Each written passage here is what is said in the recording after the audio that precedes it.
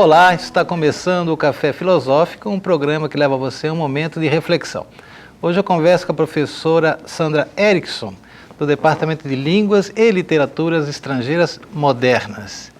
Bem-vinda, Sandra. Obrigado pela tua presença. Eu sei que está cheia de tarefas nesse final de semestre e muitas coisas que você faz ao mesmo tempo, né? Mas obrigado pela tua presença. A gratidão é minha, professor Oscar. Fico muito feliz de estar aqui. O Café Filosófico é um evento muito importante da nossa cidade, né? Criado por você mesma há muito tempo atrás e consolidado. Eu participei de várias fases, assistindo e também apresentando em outras vezes, então é um privilégio muito grande estar aqui novamente e expresso minha gratidão pela oportunidade de falar dos dois temas. São dois momentos que a gente quer aqui. Primeiro é apresentar esse livro que você publicou no final do ano passado, né? Isso. Agonia e Poesia, As Vias do Sublime em Augusto dos Anjos. A editora é da nossa universidade. Não, né? A editora é da Paraíba, é isso? Uhum. Tá bom. E isso reúne trabalhos de pesquisa dos últimos anos, é isso, Sandra? Uhum. Bom, não é o primeiro livro sobre Augusto dos Anjos, você talvez seja uma das maiores conhecedoras da obra do poeta. Esse é um tema. E um segundo tema é que você, no próprio livro, anuncia a tua militância. Você é uma ativista pela causa do Tibete e acho importante você poder falar sobre isso aqui também. E você trouxe uma linda bandeira, que é a bandeira do Tibete, que vamos abrir aqui um pedaço para que todo mundo possa ver o colorido tão inspirador que essa bandeira possui. Vamos botar o livro aqui em cima. Isso. Pronto. Olha só que bonito, vai ficar aí para sempre agora. Sandra, então, apresenta para a gente um pouco de quem é esse teu conterrâneo, não é? Augusto dos Anjos. Então, Augusto dos Anjos é um poeta, o poeta mais lido e mais vendido no Brasil, tem sido, vocês podem confirmar isso aí, entrar nas livrarias em vários momentos da vida e ver que nunca vai ter a mesma edição do livro dele, né? Dizem que é o único livro, que ele é o poeta de um livro só, chamado Eu, mas, na verdade, quando ele faleceu em Leopoldina, na cidade de Leopoldina, em 1914, ele já tinha poesia suficiente para ter um outro livro que vem como um adendo chamado Outras Poesias também, né? Independente disso, mesmo se ele tivesse escrito só um livro, já seria suficiente para avaliar a sua força poética, e outros grandes também, como Rimbaud, por exemplo, escreveu um livro só também, e isso não foi motivo para ter sido excluído, né, do cânone poético. Mas ele é um poeta bastante contemporâneo também, né, do ponto de vista dos seus temas, né, da modernidade brasileira, Ele é do final do século XIX? Isso. Nasceu em 1884 e na primeira década de 1914 ele ele morreu jovem. Muito jovem. Sim, tinha 29, não chegou até a completar os 30 anos. Virou estrela muito jovem. Augusto, ele tem geralmente é associado a uma poesia mais, como definir isso, né?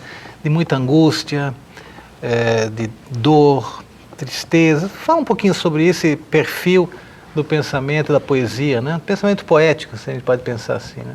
Uhum. Então, a fortuna crítica do poeta é bem assim, inclusive ele tem esse cognome, né? Esse epíteto de poeta da morte, da melancolia e da morbidez. Mas nos meus vários trabalhos, né, começando no meu outro livro, A Melancolia da Poesia de Augusto dos Anjos, eu desafio essa noção crítica, porque eu acho que, como sempre a crítica de Augusto dos Anjos trata a poesia dele do modo mais biográfico, num sentido biográfico estranho, porque ele foi um homem feliz, um homem que não tinha tuberculose, inclusive, eu sempre friso isso, porque Luiz Costa Lima, que é um crítico que eu respeito muito, ainda na década de 90, continua a falar de Augusto dos Anjos desse ponto de vista biográfico, como uma pessoa que a poesia dele é o resultado dessa tuberculose, que o poeta supostamente sofreu, mas não, ele não era tuberculoso. Por ironia, morreu de pneumonia dupla, contraído já depois da publicação do livro dele, Eu, e da escritura dessa outra coleção de poemas, dos quais eu já falei, né, Outras Poesias. Então, essa visão... É uma coisa estranha mesmo, porque muitas vezes o poeta ou o autor, parece que o que ele escreve, que é uma criação, deve corresponder, né, ou procura, assim, uma correspondência com a sua biografia. Então, sempre além disso, quer dizer, é o poeta da melancolia, da morte. Assim. Ah, mas é porque ele sofreu muito, ele morreu cedo. Essa correspondência, ela corresponde de fato a um estado físico e mental do poeta? Olha, nesses meus trabalhos, né, eu explorei a teoria da angústia da influência de Harold Bloom, ou teoria da melancolia da criatividade, onde Harold Bloom ele defende que a melancolia sofrida pelo poeta é uma melancolia estética. É uma ficção do ponto de vista que é o resultado do enfrentamento do poeta com a tradição. A tradição poética é uma tradição forte, já bem consolidada, e ele tem é uma espécie de complexo de Édipo poético. Do mesmo jeito que Freud diz que o poeta o homem, né, tem que atravessar essa fase de desejo e inveja do pai para poder, ou mesmo o desejo de se casar com a mãe para poder amadurecer, Harold Bloom defende que o poeta também passa por um momento semelhante. Só que ele deseja a musa, a linguagem, a postura poética herdada da tradição. Ele, por exemplo, poderia ser Shakespeare, mas não pode mais porque, enfim, a contingência do tempo não permite. Mas ele tem essa força poética e isso é o que gera a angústia da criatividade, que é uma angústia, mas é uma angústia do ponto de vista da sua persona poética, não da sua pessoa. Não tem nada a ver com a sua biologia. É como uma inveja criativa, uma inveja branca que as pessoas falam, né? Isso. Mas é que o peso da tradição, por exemplo, no caso de Augusto, você pensa nos poetas que antecederam ao longo de toda a história, então Hesíodo, Shakespeare, quem mais? Ovídio, é um peso fenomenal, né? Então, um peso muito fenomenal e cada vez mais aumentando esse peso, porque a tradição vai conseguindo, à medida que os poetas que conseguem realmente escrever, continuar a escrever poesia, vai ter que lidar com isso e, ao mesmo tempo, aumentando o peso para a futura geração, né? Então, o poeta, para Harold Bloom, isso é um fenômeno inconsciente. Eu acho que depende muito, por exemplo, eu acho que Augusto tem uma consciência muito grande desse peso da tradição, naquele soneto que ele fala: eu, filho do álcool e do amoníaco, monstro de escuridão e rutilância, sinto desde as epigêneses da infância a influência má do signo do zodíaco. É um poema que realmente ele diz escuridão e rutilância, essa antítese, que é uma antítese muito, muito preciosa. Ele fala a escuridão de saber que ele tem certeza que já nasceu na Paraíba, num engenho meio obscuro, né? A chance dele de triunfar no cano, de ser lido pelos grandes leitores e os grandes poetas fica um tanto quanto reduzida, né? Mas, ao mesmo tempo, o próprio poeta se declara que ele tem essa força poética, ele tem confiança e convicção que ele é tão brilhante quanto qualquer outro poeta da tradição, né? Então, o duelo não é fácil, mas, a meu ver, ele dá conta bem. Voltando agora para a teoria do Bloom, que seria a angústia da influência ou melancolia da criatividade, que é o poeta se deparando justamente, talvez um pouco enciumado, né, de como as musas chegaram até o outro e como chegam a ele, ou chegam em menor escala, né? Eu acho que isso está um pouco assim geral, né? Pensando assim, desde a filosofia, eu acho que a gente consegue encontrar um pouco essa angústia de tentar se demarcar, né, de um pensador anterior. E no caso dele, dos seus contemporâneos, como é que fica isso? Então, Bloom não tratou tanto dessa questão da relação do poeta com a sua contemporaneidade, mas eu acredito que rola também, porque, por exemplo, ele identifica os seus concorrentes canônicos na sua própria geração, né? Mas, na verdade, é uma questão de linhagem. Bloom não usa a palavra linhagem, ele não acredita que, ele recusa essa formulação desses termos, mas eu acredito que existe, sim, a linhagem, no sentido de que a influência de um e de outro vão sendo reconhecidos através dos tropos, dos temas que são tratados, e eles se disfarçam, né? Eles têm as estratégias retóricas e poéticas e tropológicas, né? No sentido da figuração de suas poesias, para esconder, mas esconder essa inveja dos seus contemporâneos também, né? Obviamente. Então, para isso, eles vão talvez se disfarçar lá atrás e por exemplo, para Augusto, a tradição grega no qual você já falou, professor Oscar, serve de um amparo muito grande para, por exemplo, uma possível inveja que ele poderia ter de Edgar Allan Poe, Baudelaire, os poetas que ele... E no caso do Brasil, acho que Castro Alves e Álvares de Azevedo, que foram poetas muito interessantes também, mas que morreram também ainda mais jovens do que Augusto, e aí muito cedo para poder a gente medir a situação deles vis-à-vis toda a tradição poética, né? Augusto já, apesar de ter sido jovem, já viveu mais do que Castro Alves e Álvares de Azevedo, mas a gente vê também isso aí bem forte, e Machado de Assis, que serve também de uma espécie de inveja criativa, porque tem a questão do verme, é o verme que roeu o meu cadáver, que é um tropo muito presente na poesia de Augusto, né? O verme. Isso. Eu gostaria até de que você retomasse um pouco essa concepção do verme, da morte, do escarro. E se pensamos aí, se a gente pode encontrar ali tipo, algum princípio de crueldade, no sentido de, até nietzschiano, assim, de apontar assim, os limites. Né? Se fala numa dor entristecida ou numa alegria entristecida. Que estética é essa que aponta, digamos, para a finitude do homem? Como é que é isso? Então, esses temas aí eu tratei bastante nesse livro agora de 2015, porque ele também tem Augusto, né, tem um diálogo muito intenso com a tradição indiana, especialmente com o budismo e com o hinduísmo, que foi as duas tradições que eu estudei mais. E eu acho que a maneira como ele vê a dor, a impermanência, né, a questão de tudo é impermanente, inclusive a dor, a alegria, todas as sensações, ele vê bem do ponto de vista budista mesmo, inclusive que é citado, o próprio Siddhartha é citado pelo seu nome mundano, Siddhartha, né? Pelo seu título, Buda, e o seu epíteto, o vencedor. Tem inclusive um poema chamado O Vencedor, aí na poesia de Augusto, pela literatura, suposta literatura que Buda, Siddhartha, produziu, que é o Abhidharma, né? O conjunto de livros que trata da metafísica budista e tudo mais, então está bem presente. Então, para ele, a dor não é uma coisa, digamos assim, esse culto, esse gosto que a voz poética de Augusto tem pela dor, é um reconhecimento dessa primeira grande nobre verdade, tudo é dor. Né? O mundo é dor, para todos nós que estamos no ciclo do Sansara. Do ponto de vista da teoria de Bloom, que também eu tento fazer uma casadinha, né? Também para o poeta tudo é dor mesmo, porque ele contempla tudo que ele queria fazer, a linguagem, os temas, tudo, poxa, já foi feito, né? Então, outra dor é uma dor ainda maior.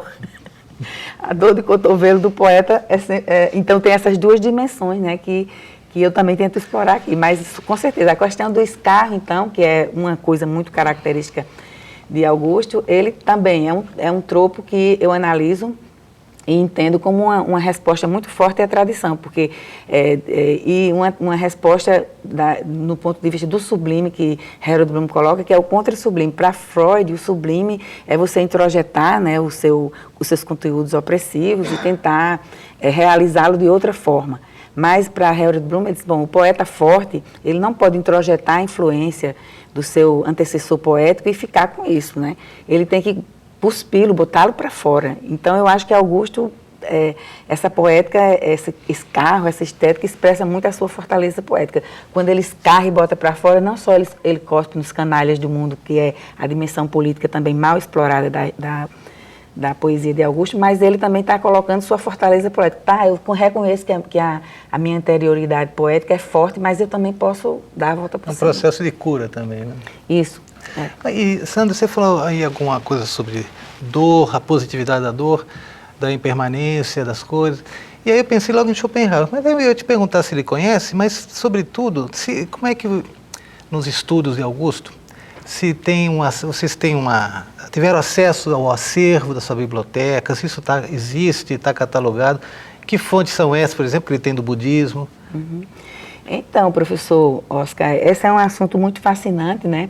A biblioteca de Augusto, a gente sabe que ele não era o pobre, que a fortuna crítica dele, inclusive Luiz Costa Lima retrata, pobre poeta do Nordeste. Costa Lima vai sair mal desse café hoje, sinto né? muito. É um pensador que eu gosto muito pessoalmente, realmente tenho muito respeito pelo pensamento dele em certos aspectos. O que ele escreveu sobre Augusto dos Anjos, que é um poeta na linhagem de Augusto, mas quando chega para Augusto, ele foi muito mesquinho. Sobre Borges eu achei muito interessante, mas sim. Não, ele tem os seus, especificamente no questionamento, eu questiono a posição dele com relação a Augusto, né? Até porque a gente tem ferramentas, inclusive biográficas mais eficientes para saber que ele não foi tuberculoso, por exemplo, etc. Né? Mas a biblioteca dele A gente sabe que a família dele era as famílias de senhores de engenho mais poderosas da Paraíba, tinham além de 3 engenhos, não apenas um, e o pai, e ficaram pobres, não é assim pobres como pobre é pobre. Um filho de senhor de engenho pobre é o pobre menino rico, não sei, uma coisa assim, né? De que cidade ele era? Ele era de Sapé, Paraíba. Sapé.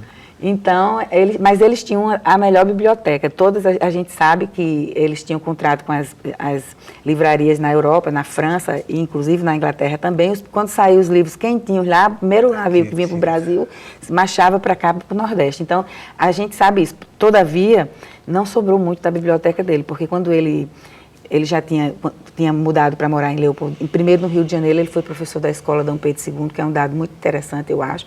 Ou seja, também não foi o coitadinho que, um professorzinho provincial, entendeu? A Escola Dom Pedro II era a escola mais reputada, né, no Brasil naquela época. E depois ele foi para Leopoldina. Quando ele faleceu, a biblioteca dele passou por várias mãos. Então, a gente não pode dizer exatamente quais livros ele tinha, quais não tinha. E agora, o que restou foi para a biblioteca de Humberto Nóbrega, que foi um reitor da Paraíba, da UFPB, já também falecido, mas que colecionou esses livros. E quando ele herdou essa biblioteca, ele disse que muita coisa tinha... Ele foi aluno de Augusto, esse Humberto Nóbrega, e muitos livros tinham desaparecido, e agora mais livros desaparecidos. Meu ex-orientador, o professor Chico Viana, se interessava muito por essa questão também. Ele disse que não se sabe, foi muito vampirizado tudo, e o que restou está na biblioteca da UNP, agora na Paraíba. Mas nunca saberemos quais livros exatamente ele leu ou não leu, né? Mas sobre o Schopenhauer, que foi também um dos seus pontos, aí sim, ele inclusive menciona, e tem um poema aí que ele diz que ao retratar a dor humana, ele é maior, a sua voz lírica, né, é maior do que Goethe e Schopenhauer. Eu acredito que é porque ele se refere diretamente ao fato, e Dante também, Dante, Goethe e Schopenhauer, ele diz, ao fato de que ele explora a questão da dor humana através desse pensamento oriental que entende a dor de uma maneira mais integrada à existência humana, né? Então, não é pela veia do catolicismo ou do cristianismo, ou mesmo do neoplatonismo, que eu acho que também é uma assinatura muito forte na poesia dele, que tem um diálogo muito interessante com o budismo também, né? Então, eu tenho muita convicção, e aqui eu tento tratar isso aí bastante. Aqui você desenvolve mais essa questão desses vínculos de Augusto com o budismo, né? Bom, e aí com isso, acho que a gente já podia passar para o segundo momento do nosso encontro, que é falar um pouco da situação atual, mas talvez um pouco mais da história, né? Para deixar o telespectador consciente do que vem acontecendo, o que significa a questão do Tibete hoje em dia, e como é que isso chegou a você. Porque não é fácil encontrar um ativista da causa tibetana, nem aqui em Natal, mas no Brasil em geral, né? Infelizmente, eu acho que em termos da militância pró-Tibete é um tanto quanto reduzida, mas há alguns poucos outros polos. Eu cheguei a isso há muito tempo atrás, eu acho que eu nem me lembro mais, mas acho que minhas crianças eram pequenas ainda, e a gente assistiu o famoso 7 anos no Tibete, que é um filme que eu recomendo, apesar de ser, não é aquilo que acontece no filme, que foi a realidade, a relação entre o ocidental e o Dalai Lama, que é como se fosse um pai, uma coisa assim, não era bem assim. Mas é um livro bastante histórico, né? Então, as crianças assistiram e gostaram muito da ideia de que como eram pequenas, muito pequenas, toda aquela cultura, as pessoas se prostrando na frente das crianças, que eram reconhecidas, como foi o caso de Sua Santidade, o 14º Dalai Lama, né? Como reis, e tinha toda aquela coisa. Acho que as crianças gostaram daquele mundo e tudo, e depois disseram, mãe, não tem nada que a gente possa fazer. Então, eu fui procurar as informações. Nesse tempo, era mais de 15 anos atrás, eu acho, era muito difícil, inclusive na internet, achar, e era mais por carta e tudo, e tivemos acesso aos materiais, e eu fui indo assim, dessa forma, guiada pelo interesse das minhas crianças sobre isso, e pelo interesse que eu também tinha de que a gente pudesse praticar o pacifismo, né, o ativismo pacífico como prática democrática mesmo, como a gente bem vê que hoje em dia a gente precisa muito disso. O que é a desobediência civil, como proceder Considerei que era educativo para minhas crianças, né? Certamente. Agora, o Tibete é um país que tem uma história milenar, e desde a Revolução Chinesa eles sofreram uma invasão, não é isso? Conta pra gente um pouco dessa história mais recente. Então, é uma história bem dolorosa, porque eles já foram um povo também, dentro dessa trajetória milenar, com sua língua, sua bandeira, que agora esse formato é um formato do século XIX, mas a bandeira é bem assim, as mesmas cores, a mesma simbologia é encontrada já há bastante tempo, como a bandeira uipala, né, dos nossos povos andinos, e sua língua totalmente diferente dos chineses, sua cultura, filosofia, tudo, mas a partir de 1950, uma filosofia, mas já foram muito ferozes e violentos, inclusive já ocuparam a China. A parte oriental da China e aquelas muralhas lá foram construídas para que prevenir os tibetanos de entrarem, retomarem, inclusive já ocuparam a capital da China e tudo mais, enfim. Mas se pacificaram porque se tornaram budistas, né, há um milênio e desistiram de todo esse projeto imperial e colonial.